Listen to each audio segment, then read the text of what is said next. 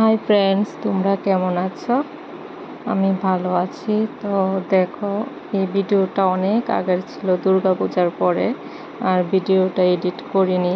তো হঠাৎ মোবাইলটা দেখছিলাম, ভিডিওগুলি দেখে মনে হয়েছে যে ভিডিওটা তো এডিটই করিনি, তো এডিট করে নিলাম আর কি, নিচ্ছি। তো ওই দিন সকালবেলা আমি স্নান করে ফুল তুলে নিচ্ছি, কারণ ওই যাব হচ্ছে মাতার বাড়ি। ওই দিন মাতার বাড়িতে গিয়েছিলাম, ত্রিপুরেশ্বরী মায়ের মন্দিরে। তো সকাল সকাল ঘুম থেকে উঠে সব কাজ সেরে স্নান করে ফুল তুলছি। এগুলি আমাদের ছাদে, গাছগুলি আমাদের ছাদে বাগানে, ছোট্ট একটা বাগান। এখান থেকে আমরা পূজা দিই। অনেক ফুল হয়, এগুলি দিয়ে আমাদের পূজা হয়ে যায়। তো আমি সবগুলি ফুল তুলে নিচ্ছি, অনেকগুলি ফুল ফুটেছিল ওই দিন।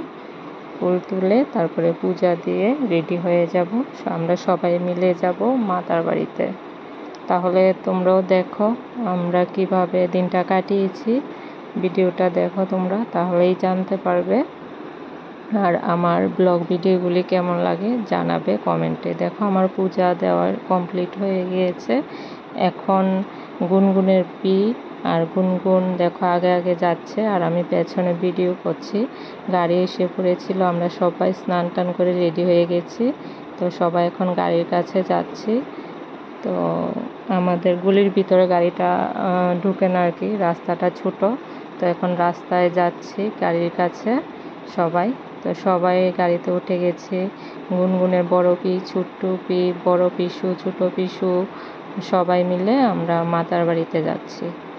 তো দেখো যাচ্ছি, যারা ত্রিপুরা, আমাদের বাড়ি হচ্ছে ত্রিপুরায়, যারা ত্রিপুরা আছে তারা সবাই চেনে ত্রিপুরেশ্বরী মন্দির।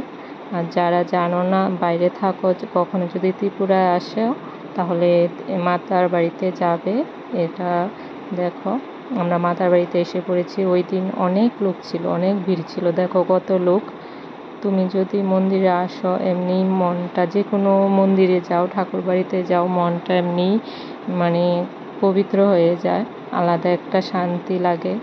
দেখো আমরা সবাই যাচ্ছি সকালবেলা, কিন্তু তখন কত লোক, আর যত বেলা হবে আরও লোক বেড়ে যাবে। তো আমরা সবাই এসেছি। দেখো, ভিড়ের জন্য সামনে যাওয়া যাচ্ছে না, কোনো মতো সামনে গিয়েছিলাম, ওই জায়গাটা ভিডিও করতে পারিনি।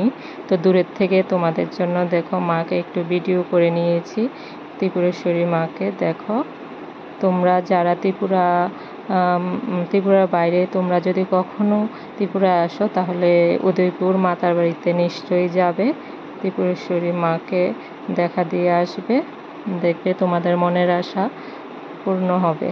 দেখো, মাকে প্রণাম করে নিলাম। আবার আমি যখন এডিট করছি আবার মাকে প্রণাম করে নিচ্ছি। মা সবাইকে ভালো রেখো। আমাদের পূজা কমপ্লিট হয়ে গেছিলো, তো অনেক টাইম লেগেছে ওই দিন, কারণ লোক ছিল দুর্গাপূজার পরে। তো অনেক লোক ছিল। এই দেখো আরিয়ান আর গুনগুনের বড় গুনগুন, পূজা, আমরা সবাই এখানে দাঁড়িয়েছি। আর দেখো লাইন, এগুলি সবাই লাইন ধরে দাঁড়িয়েছে ভোগ দেওয়ার জন্য মাকে। দেখো কত লোক, দুর্গাপূজার পরে এমনও লোক বেশি থাকে।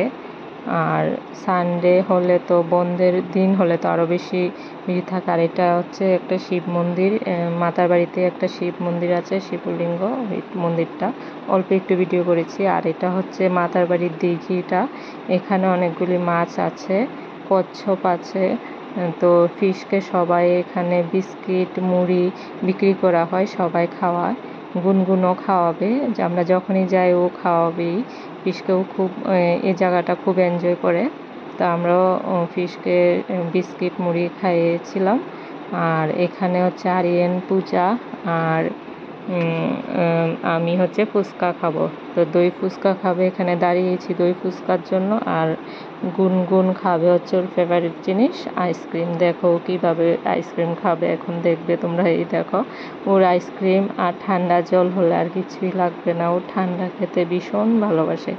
ঘরে ফ্রিজে আমি জল রাখতে পারি না, তোমাকে না দেখিয়ে ও জল খেয়ে নেয় ফ্রিজের থেকে, এত ঠান্ডা ভালোবাসে। আর এখানে দেখো আমাদের দই ফুচকা রেডি হয়ে গেছে, আমরা এখন দই ফুচকা খাবো। তো আরিয়ান পূজা আগে খাবে আর আমি ভিডিও করছি। আমি বলছি তোমরা খাও, আমি ভিডিও করি। আর এটা রাঙাদি, আর এটা আরিয়ান আর পূজা। এটা হচ্ছে আরিয়ান হচ্ছে আমার বড় ননাসের ছেলে, আর পূজা হচ্ছে আমার মেজ ননাসের মেয়ে। তো দেখো আমরা সবাই ফুচকা খাচ্ছি। তো ভিডিওটা আর বড় করিনি, এখানেই শেষ করছি। অনেক দিন পরে ভিডিওটা পেয়েছি, মনে হয়েছিল তাই এডিট করে নিলাম। Tata, bye bye.